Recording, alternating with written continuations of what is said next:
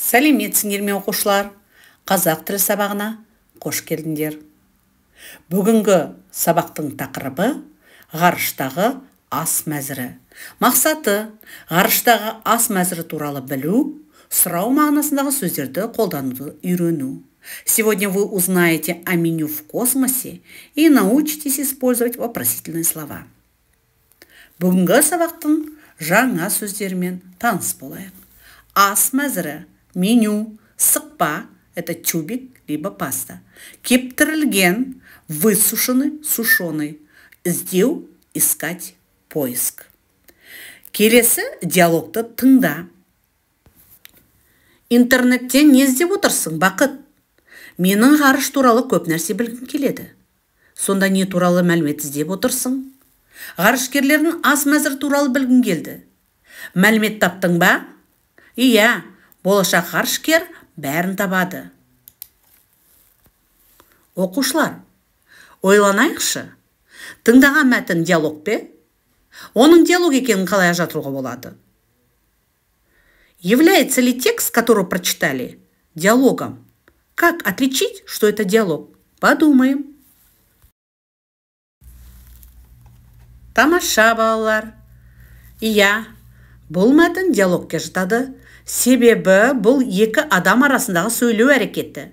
Диалогте әрбір кісінің сөзі жаңа жолдан басталып, алдына сызықша қойылып жазылады. Да, этот текст относится к диалогу. Это потому, что это речь между двумя людьми, а в диалоге слова каждого начинаются с новой строки. А также ставим тире перед ними. Келесі кестеге назар аударайық. Сен ғарышқа ұшасың ба? Ты полетишь в космос. Ғарышта ауа бар ма? Есть ли воздух в космосе? Бұл сықпадағы тосап па? Варенье ли в тюбике?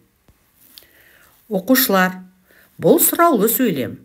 Это вопросительное предложение. Заключает в себе вопрос с целью получить ответ.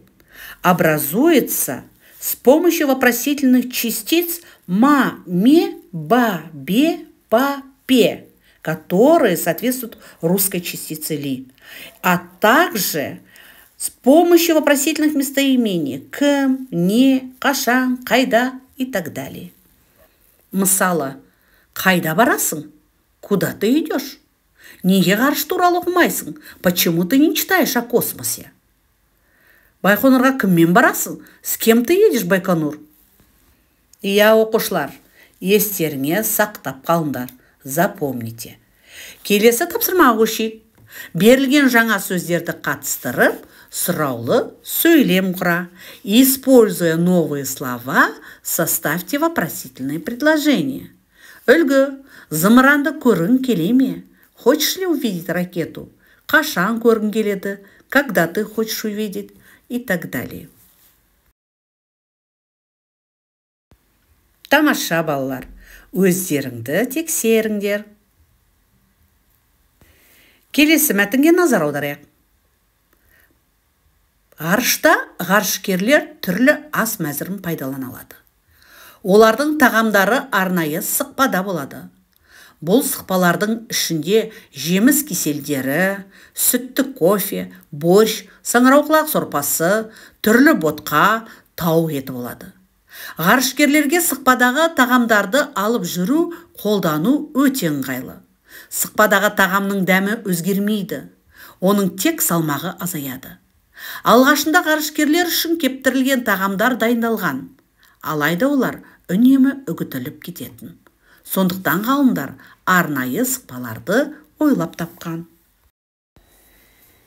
Келесі тапсырмада, балалар, мәтінге сұрақтар қойыңдар. Следующее задание. Составьте вопросы по тексту. Тамаша. Олай болса, балалар, өздеріңді тексеріңдер. Бүгін сабақта, оқушылар, біз ғарыштағы ас мәзірі туралы айттық, иә? Сұрау мағынасындағы сөздерді қолдануды үйрендіңдер.